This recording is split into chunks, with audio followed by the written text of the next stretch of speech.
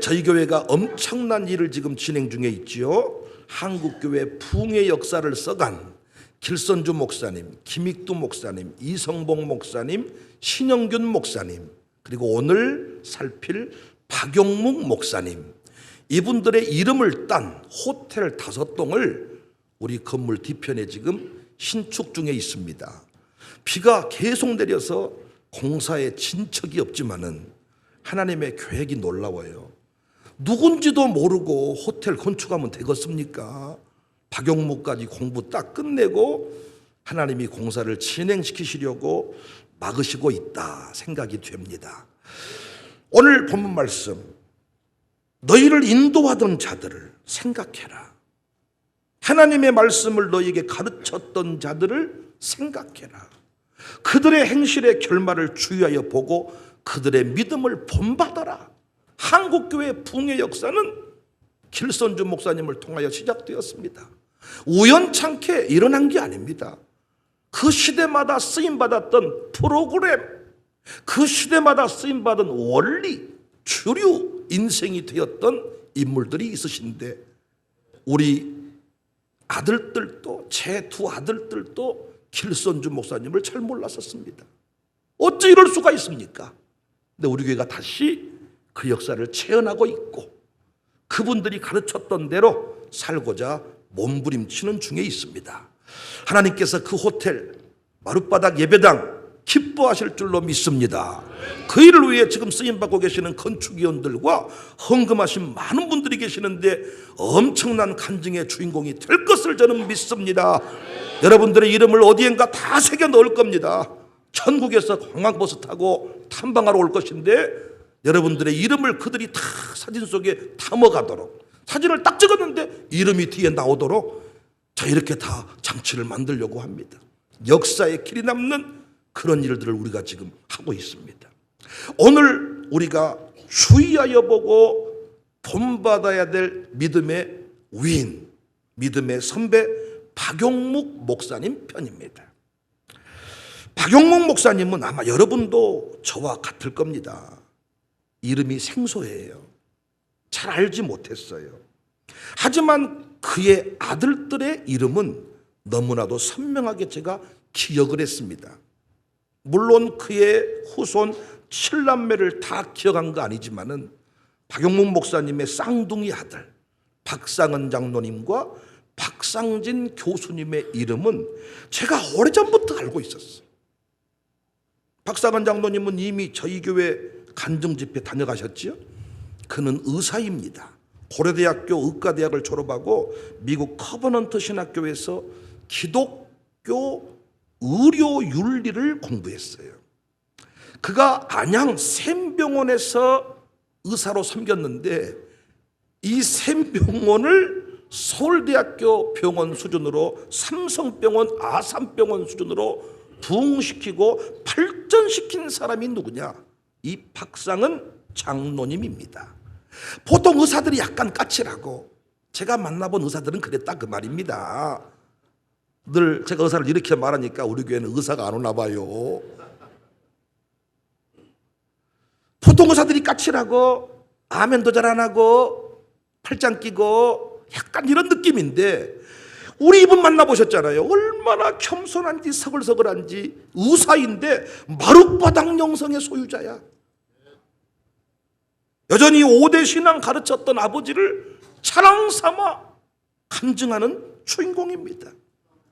이분과의 인연은 한국 순례길이라는 모임에서 임병진 목사를 통해서 만나게 되었는데, 마룻바닥이라는 말에 서로 마음이 통해가지고, 마룻바닥, 아니 어떻게 전혀 마룻바닥 싫어하게 생긴 목사님이 마룻바닥 얘기를 하는가? 그분도 깜짝 놀랐고, 의사인데 마룻바닥을 좋아해. 편안한 침대를 좋아한 게 아니라 마룻바닥, 태어난 곳이 마룻바닥이 돼요. 목사 아들이셨는데, 야, 목사 아들로서 그 마룻바닥 한 켠을 막아서 사택으로 쓴 거죠. 잠자려면 마룻바닥을 청소를 해야 되는데 마룻바닥에 가보니까 콧물, 눈물이 막 떨어져서 그걸 닦고 잠자리에 들었다고 합니다.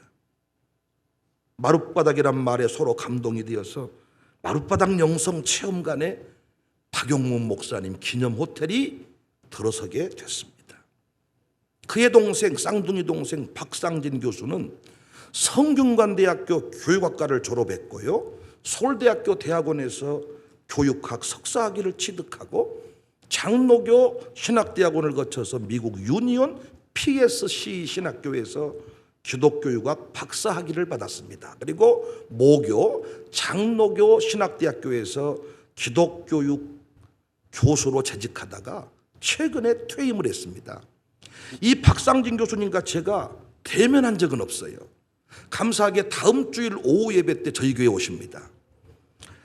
근데 저는 이분이 쓴 책 기독교 학교교육론과 은혜의 가문 세우기라는 책을 통해서 신앙 특성화대안학교 설립의 이론을 세우게 되었고, 무엇보다도 이 박상진 교수가요, 교회, 가정, 학교의 통합만이 다음 세대를 살리는 유일한 길이다, 기독교육 학자로서 최초로 외친 거야. 제가 이분의 이 외침 때문에 통합 목회에 힘을 얻게 되었지요.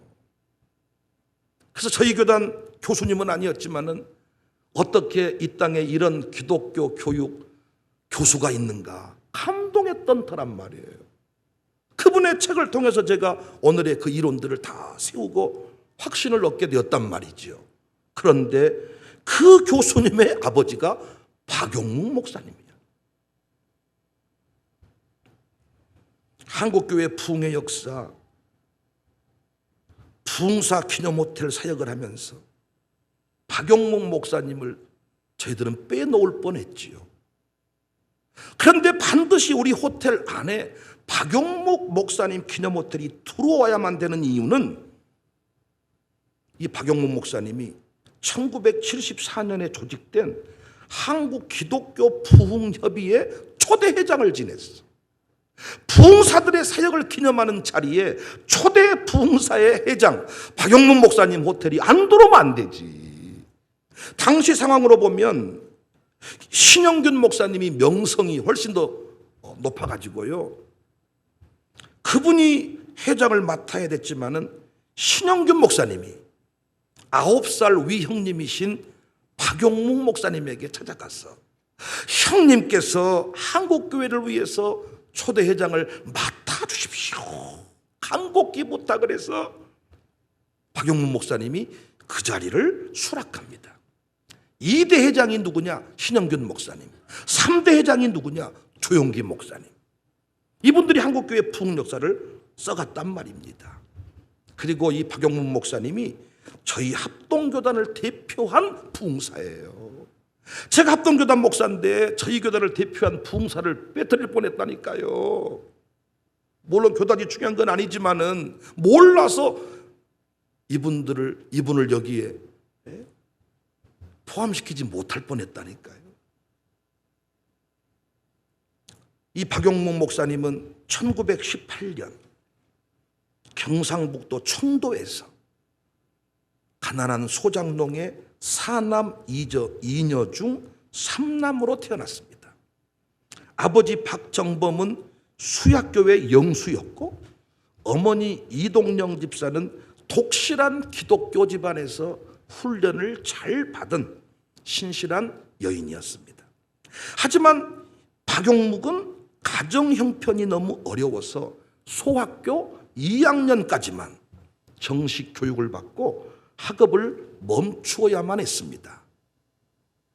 그런데 당시 청도읍교회 김병원 목사님이 성경 암송에 소질이 있는 것을 보고 성경 통신과 과정을 권유해서 10살에 성경 통신과 공부를 시작하는데 11살에 신약부와 구약부를 졸업하고 교사 양성과를 마쳤습니다. 그러니까 이때 박용문 목사님은 목사의 꿈을 가지게 되었다고 해요. 그의 고백을 그대로 옮겨보면 신학을 공부하여 목사가 되겠다는 소명감을 느끼고 결심하기는 성경 통신과를 공부하던 11살 되던 해였다라고 고백을 합니다. 그 박용묵은 만주에서 무료로 신학을 공부할 기회를 얻었습니다. 1936년 만주 길림성 길림신학교에 진학해서 1939년 동기생 2명과 함께 길림신학교 1회 졸업생이 됩니다. 기회가 되어서 일본으로 건너가고 고노하나 상업학교를 졸업하고 귀국을 합니다. 귀국해서 1946년부터 경산 덕촌교회 박사교회를 비롯해서 1951년에는 대구 문학교회 5년간 심우하고 1956년 대구 동신교회에서 8년간 심우하고 1963년 서울 대길교회로 옮겨가셔서 20년간 사역을 하시고 은퇴를 했습니다. 그가 목회를 처음 시작할 때 이렇게 학적으로 목회를 해보니까 잘 안 됐다 그래요.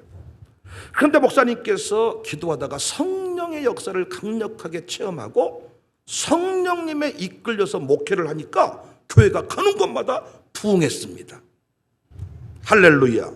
성령 충만하면 모든 일이 다 잘 된다는 것을 믿으시기 바랍니다. 그런데 그가 부흥사로 헌신하게 된 계기는 따로 있습니다. 동신교회 목회 시절에 대구 보충대에서 탈영병들 900명을 대상으로 복음 전할 기회를 가지게 되었습니다. 탈영병들에게 복음을 전하는데 얼마나 잘 듣겠습니까? 그런데 놀라웠게 4일간 집회를 인도했는데 그 자리에 강력한 성령님의 역사가 일어났어요. 이번 캠프 때도 강력한 성령님의 역사가 일어날 것을 믿습니다. 여기서 600명이 결신하게 됩니다. 여기서 박영문 목사님은 성령님의 역사를 강력하게 체험하고 이 자리에서 내가 이제 한국교회 부흥사로서의 길을 가겠습니다. 결단하게 되었다고 합니다. 박영문 목사님의 부흥의 특징은 일단 교회 사이즈를 따지지 않고 요청하면 무조건 갔습니다. 근데 이 목사님이 집회를 하면 신유의 역사가 많이 일어나요.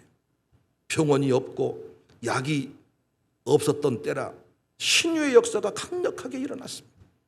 그런데 목사님이 합동교단 목사답게 말씀 중심의 부흥회를 고집합니다. 그러니까 이 박영문 목사님이 참 중요한 일을 한 거죠.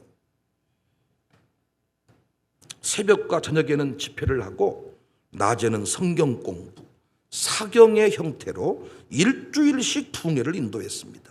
그러니까 쉴 시간을 가지지 않고 한 주간 동안 얼마나 잘 먹고 부흥회 인도했겠습니까? 부흥회 인도하면 팍팍 쓰러지는 거예요.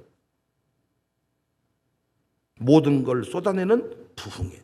이성봉 목사님과 연합으로 집회도 인도하셨고 1970년대에 대형 집회가 많이 일어났다 그랬지요. 그 대형 집회 중심에 누가 있었다고요? 신영균 목사님이 계셨다 그랬잖아요. 근데 신영균 목사님이 항상 형님처럼 모셨던 분이 박용문 목사님이에요. 인품이 훌륭해서 후배들이 아주 잘 따랐다고 합니다. 박용문 목사님 스타일은 애써 자기 이름을 드러내는 걸 싫어하고 후배들을 막 세워주고 예수님 드러내는 일에 집중해서 스타 부흥사가 못 되고 저도 깜빡 그분의 이름을 놓칠 뻔했다니까요. 그를 통한 복음의 역사가 엄청나게 일어났습니다. 자칫 부흥사 그러면 실력 없는 사람으로 인정받기 쉬운데 박용문 목사님이 그 모든 것들을 다 뒤바꿔 놓은 거죠. 약 1000여 회 이상의 부흥회를 인도했고 한국 기독교 부흥협의회 초대 회장. 이거 역사의 기록 아닙니까? 총신대학교 이사를 지내고 영파 송교회 등을 만들었습니다. 저는 이 박용문 목사님에 관하여 공부를 하면서 그분의 호텔을 이제 신축하기에 앞서서 그분이 한국교회에 미친 영향력, 크게 두 가지를 가슴에 새기게 되었습니다. 전국에서 탐방객들이 와서 이분 이름을 딴 호텔에서 하루 저녁을 지낼 때 또는 정한 시간 동안 숙박을 할 때 이 스토리를 꼭 들려주려고 합니다. 박영문 목사님은 첫 번째 복음주의에 입각한 철저한 말씀 중심의 부흥사라는 이름을 남겼습니다. CCC 대표였던 김중건 목사님이 박용목 목사님은 작은 예수님 같은 분이십니다. 여러 집회에서 보여주시는 겸손함과 철저한 설교는 마치 작은 예수님을 연상시킵니다. 철저한 설교. 전 총신대 총장 김희보 박사님은 박용목 목사님의 설교는 물 흐르듯이 말씀하시는 것 같습니다. 어디서 비단 같은 말씀이 그렇게 줄줄 나오는지 신기하고 궁금합니다. 놀랍게 우리 박 목사님은 10만 명 전도를 선포하시고 그 일에 헌신을 했습니다. 선포로만 끝나지 않고 실제로 그 일을 위해서 부흥에 다녀오면 결신자들의 신상과 숫자를 기록해가면서 10만 명 전도를 위해 내 남은 생애를 바치겠습니다. 그래서 육체가 쇠약해질 때까지 부흥회를 막 고집했는데 자기 이름 내기 위함이 아니라 10만 명 전도, 그 비전 이루시기 위해서. 야, 말씀 중심의 부흥사였다. 우리가 보통 부흥사를 조금 평가절하는 이유가요, 날라리다, 기복으로 흘러간다, 불러불러 불만 강조한다. 그래서 냄비뚜껑처럼 타오르다가 꺼지게 만든다. 이런 것들을 비판하거든요. 이것들을 박용목 목사님 때부터 차단하기 시작한 거예요. 신영균 목사님 때에는요, 신학자들과 부흥사가 함께 모여서 어떤 세미나도 열고 자꾸 함께 가는 그 모색, 이 함께 가는 길을 모색하는 이런 일들을 했습니다. 그 물꼬를 누가 열었냐? 박용목 목사님이 열었던 거예요. 저도 부흥사에 꿈이 있지만은 부흥사 한다고 설교 준비 대충 하면 큰일 나는 거죠. 그래서 저는 최종 학위가 설교학 박사, 설교학 학위를 가졌다는 것이 너무나도 영광스럽고, 지금도 후배들에게 설교학을 가르치는 실천신학 교수라는 것이 참 좋습니다. 부흥사하다 보면 자칫 간증만 하다 끝나기 쉬운데 그러면 안 되거든요. 말씀에 깊이가 있어야 됩니다. 그래서 우리 초대 부흥사 회장을 맡으면서 박용목 목사님은 후배 부흥사들에게 이렇게 조언했다고 합니다. 부흥사가 되려면 첫째, 진실해야 됩니다. 둘째, 정직해야 됩니다. 셋째, 열심히 있어야 됩니다. 넷째, 부지런해야 합니다. 그러니까 옛날에는 부흥회를 인도하려면 차가 없던 시절이니까 12시간씩 걸어서 이렇게 부흥회를 인도하러 간 거죠. 지금은 얼마나 좋냔 말이죠. 그러니까 이분들이 5천에 1000에 부흥회를 인도했다면 저는 하여튼 뭐 2만에 3만에 5만 상상을, 왜? 운전해주는 실장님도 계시고 도와주는 여러분도 계시고 KTX 비행기 야, 이분들 진짜 대단합니다. 다섯 번째, 검소해야 합니다. 저는 처음부터 15억 부채 있는 교회에 와가지고 돈을 모을래야 모을 수가 없네. 그래서 이 검소라는 것과 제가 좀 거리가 멀어 보이지만은 아주 검소한 삶을 살고 있습니다. 제가 아멘 좀 해주세요. 제 앞으로 돼 있는 차는 중고차 모닝 한 대 있네요. 최근에 우리 청년 하나가 선물해 줘가지고 K5 아내가 타고 다니다가 팔아서 헌금을 해가지고, 야, 검소할 만한 사람은 아닌데 하나님이 검소하게 만들어 버리더라고요. 참 부흥사로서 새로운 어떤 모델을 만들었던 분이 박용목 목사님이십니다. 유일하게 부흥사로서 28권의 저서를 남겼습니다. 박용목 목사님. 왜 신영균 목사님이 초대 부흥사의 회장을 해주셔야 됩니다 부탁했는지 아시겠죠? 그리고 왜 신영균 목사님 다음에 박용목 목사님 호텔인지 아시겠죠? 초대 부흥사의 회장이긴 하지만은 신영균 목사님이 박용목 목사님을 삼고초려했기 때문에 순서가 맞다니까요. 두 번째, 박용목 목사님이 한국교회에 남긴 영향력은 자녀 7남매와 함께 영파 선교회를 조직하고 선교 활동을 지금까지 이어가는 중입니다. 그토록 중요한 신앙 전수자의 사명을 완수하신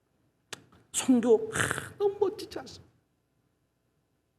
그러니까 이 호텔에 와서 잠자는 분들한테, 이 머무는 분들한테 이 스토리텔링을 해주면 얼마나 도전이 되겠어요.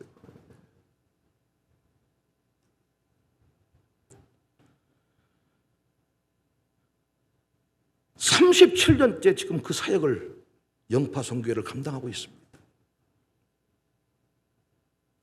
박상진 교수가 쓴, 다음 주에 우리 교회 옵니다, 은혜의 가문 이야기 머릿말에 다음과 같은 내용이 있어요.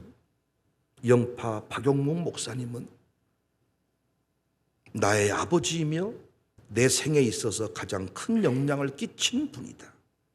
하나님의 부르심을 받아 이 세상을 떠난 지 15년의 세월이 흘렀지만은 기도 방석 위에 앉아 몇 시간이고 기도하시던 아버지의 모습은 아직도 너무도 생생한 이미지로 남아 나를 계속 형성하고 있다.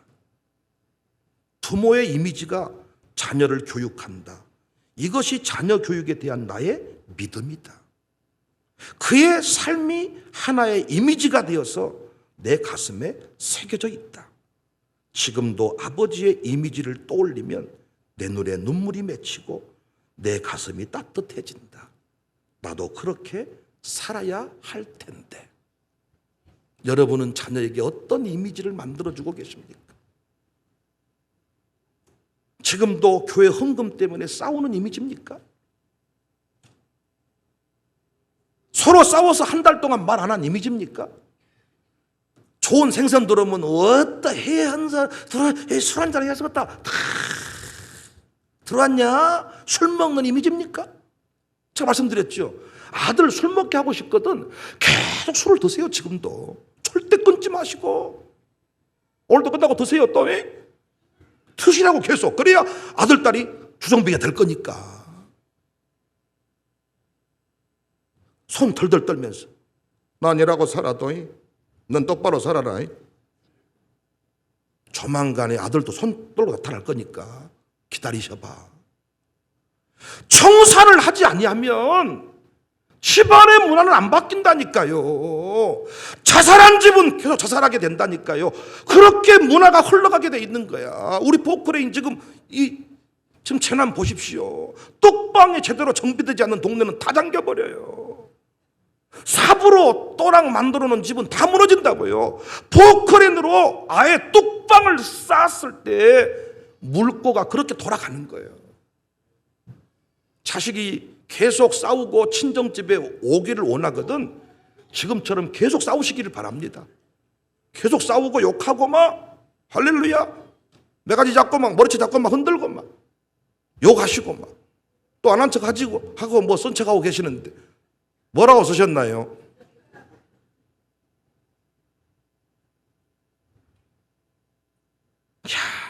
이미지가 돼요. 너무나도 박용문 목사님이 귀한 거예요. 그의 7남매가 한국교회에 영향을 미치는 신실한 일꾼들로 서 있으니까 부흥사도 중요한데 그 부흥의 불길이 후대에 흘러가야 되잖아요. 1991년 4월 10일 74세의 일기로 박용문 목사님은 자녀들의 찬송 소리와 함께 주님 품에 안겼대요. 여러분의 기도 제목 삼으시기를 바랍니다.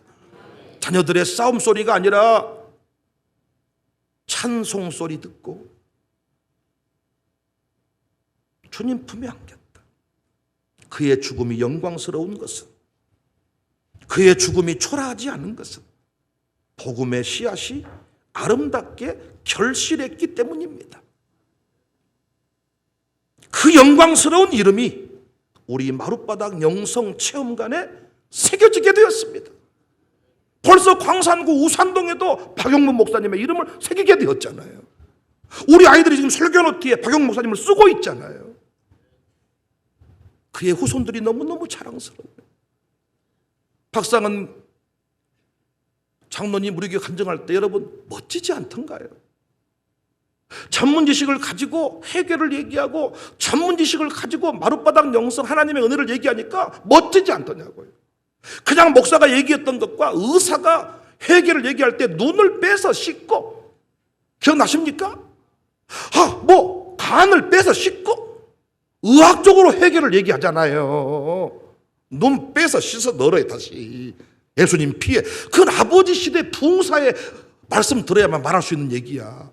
그런 식으로 부흥회를 했단 말이야. 눈 빼서 씻어, 눈가를 빼가지고 보혈피 씻어 집어. 너무 곱상하게 생기셨는데, 너무 미남이신데, 그가 외치는 복음은, 그가 외치는 간증 속에 원색적인 5대 신앙 복음이 들어있잖아요. 샘병원을 세계적인 병원으로 이끌 때에도 미션, 사명과 그 병원을 연결시켜버리니까 꿈이 있는 병원으로, 비전 있는 병원으로, 전인격적인 치료병동, 이 전인치료병동, 이야, 그곳에서 찬송 불러주고 기도하면서 예배드리면서 전인치료라는 병동을 최초로 만들었다잖아요. 병원에 입원하면 얼마나 불안합니까? 너무 멋져요. 다음 주에 오실 그의 막내 아들 박상진 교수, 멋진 분입니다. 그분이 유일하게 한국교회에서 유일하게 교회와 가정과 학교가 통합을 이루어야 된다. 전부 다 쪼개라 그러는데 통합을 이루어야 된다. 제가 아무리 뭔 얘기해보들 먹히지도 않아. 그런데 그렇게 제대로 된 학자가 그런 얘기를 하니까 얼마나 제가 통합 먹기 힘을 얻었는지. 그래서 그분의 이름을 제가 가슴에 새기고 얼마나 그분이 감사하고 있는데, 그분이 박용 목사님 아들이야. 할렐루야. 비록 우리의 이름은 기억 못해도 우리 후대의 이름들을 다 기억하게 될 것을 믿습니다. 지금 우리 교회가 이미 그 영광 누리고 있거든요. 어디 가든지 간에 샬롬 스쿨 때문에 우리가 더불어 지금 유명해지고 있고, 우리 아들들 덕택에 유명해지고 있고. 할렐루야. 아름다운 열매가 있습니다. 히브리서 13장 7절, 정말 저는 이 말씀이 너무 좋아요. 하나님의 말씀을 너희에게 일러주고 너희를 인도하던 자들을 생각해야 되는데 우리는 잊어버렸습니다. 다 가수 이름은 기억하고 배우 이름은 기억해도 우리에게 말씀을 일러주었던 인도자들을 생각지 못한 시대에 우리는 길선주 목사님부터 새기기 시작합니다. 지금 생각하고 묵상하고 소개하고, 그래서 우리 교회 관광버스들이 미어 터질 것입니다. 이제 우리 교회 그 마룻바닥 예배당을 구경하기 위하여 목사 안수 받기 전에 신학생들이 와서 사진을 찍고 기도하고 돌아갈 것이고, 왜 마룻바닥에 엎드려서 기도했던 그 시절을 그들은 추억하거든요. 찾아올 것이고, 이 호텔에서 가족과 함께 머물면서 스토리텔링이 이루어집니다. 그들의 행실의 결말을 주의하여 보고 그들의 믿음을 본받으라. 우리도 길손주 목사님처럼 새벽 기도하자. 뜨겁게 새벽 기도하자. 김익도 목사님처럼 우리도 하나님께 치유의 역사를, 신유의 역사를 한번 구해보자. 그래서 다 부모가 저녁에 안수기도 해주면서 그 방에서 기도했더니 치유가 됐습니다. 이성복 목사님, 회개. 부흥사의 기본 스탠다드 모델을 만들었던 분이 이성복 목사님. 나팔 불고 푹 치고, 그래서 약장사들이 애들은 가라. 이 약장사의 이 원조가 이성복 목사님. 얼마나 잘생겼는지 아주 틀이 기가 막혀. 이성복 목사님이 반지를 빼주면서 신영균 목사, 당신이 내 후계자야. 신영균 목사님은요, 비로소 불과 말씀이 착 겸비된 목사님. 얼마나 부흥사로서의 탤런트가 충만한지. 그를 통해서 조직된 이 단체가 많고, 그를 통하여 이 10만 명 넘는 초대형 집회가 만들어지게 됐습니다. 그가 세상을 떠나고 난 뒤에 그를 잇는 부흥사가 없어요. 그래서 여러분, 누구든지 간에 신영균 목사님 다음 주자가 나다고 연결시키면 그 사람이 주인공인 거예요. 할렐루야. 자, 경북 상주를 가봤더니요, 상주인가 가봤더니요, 상주 꽃감을요, 기록을 찾아가지고 그 정재현 장로란 사람이 기록 찾아가지고 여기서 외남면에서 꽃감 따가지고 진상을 했으면 붙잡으니까 그분이 원조가 돼버렸어요. 그래서 이걸 알리기 위해서 호랑이 옷을 입혀가지고 전 서울에서부터 내려가면서 휴게소에서 호랑이 춤을 추고 막 꽃감 춤을 추고, 그래가지고 상주 시도 꽃감 축제를 하는데 외남면도 꽃감 축제를 해요. 그래서 외남면이라고 하는 동네에서 5선 의원을 지낸 분이 계세요. 정지현 장로. 신영교 목사님 이후에 다 나름대로 붕사들이 있지만 5대 신앙 가르치는 붕사가 별로 없어요. 그 스스로 우리가 계보를 잇겠다, 하나님 앞에 헌신하고 결단하면 하나님이 그 사람한테 기회를 주는 거 믿으시기 바랍니다. 그래서 우리 교회가 그 다음 주자가 되자고요. 붕의 불길 타오르고 할렐루야. 말씀으로 충만한 붕사, 성령을 체험한 붕사, 인격으로 갖춰진 붕사, 할렐루야. 그런데 그 붕사 사역이 붕사 혼자만 팡팡 뜨는 사역이 아니라 온 교회가 함께, 이성모 목사님이 그렇게 했잖아요. 선교단을 만들어가지고 함께 한국교회를 깨우지 않았습니까? 우리 교회가 그 사명을 받았으니 멋지게 한번 완수할 수 있기를 바랍니다. 붕사 호텔에 마룻바닥 예배당에 헌금하고 싶으신 분 꼭 헌금하십시오. 시간이 흘러갑니다. 이제 오늘 설교 끝나면 이 설교 그만합니다. 제가 마지막 기회 감동 주시는 대로 좋습니다. 얼마가 됐든지 간에 마룻바닥 예배당 헌금이 지금 부족한데 채워주십시오. 그리고 헌금이 남아 돌아가면 5동 붕사 호텔만 지었는데 한 동 더 지으려고 합니다. 헌금이 더 나왔는데 굳이 우리가 제한할 필요는 없잖아요. 나오는 대로 동수를 늘려서 주차장 만들어 놓은 곳에 2동 정도 더 지을 수 있겠더라. 그리고 제가 이 동네 주택이 나오면 싹 사가지고 이제는 옛날에 허가가 문제였는데 이제는 마룻바닥 체험관 교회 수련원으로 허가를 내니까 다가가 나오더라고. 호텔로 내려고 하니까 숙박업이 안 나왔는데 수련원으로 허가를 내니까 허가가 다 가능해요. 그래서 이 동네 주택들이 많잖아요. 그래서 다 한 동씩 지어서 스토리텔링을 만들어서 앞으로 하면 되겠다. 이 동네가 그래서 부흥 체험 빌리지가 될 것 같다. 부흥을 경험하고 싶냐? 우산동 갔다 와라. 그러면 집집마다 스토리텔링. 그러면 이제 여기 여러분은 뭐 하시면 되냐? 호박팔로 나오시고 깻잎팔로 나오시고 떡팔로 나오시고 떡 싸세요, 떡 싸세요. 시골 동네 점쟁이가 절을 하나 세워놓으니까 광합버스가 매일 막 2대씩 올라오니까 동네 사람이 다 그 절 때문에 먹고 살아. 호박 팔고 깻잎 팔고 고추 팔고 도넛 팔고. 주차장이 지금 문제입니다. 우리 동네 구의원들이 시의원들이 할 일이 뭐냐? 그겁니다. 그거. 주차장 확보해 주는 거. 할렐루야. 우리 교회가 부흥의 역사의 선두주자가 될 수 있기를 바랍니다.